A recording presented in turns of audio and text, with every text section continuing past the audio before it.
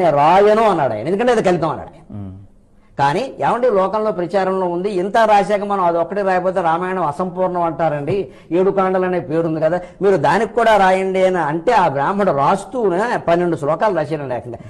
ఈ కారణాల వల్ల ఇది కల్పితం, నాకు రాయడం ఇష్టం లేదు, కానీ కార్యకర్తలు ముద్రాపకులు అడుగుతున్నారు, సరే ప్రచారంలో ఉంది కదా అని రాస్తున్నా, ఆ కారణాలన్నీ రాశారండి. అంచేత సీతను అడవులకు పంపడం అనేది జరగలేదు, అది ప్రత్యేక చర్చ మనకి ఇప్పుడు సమయం.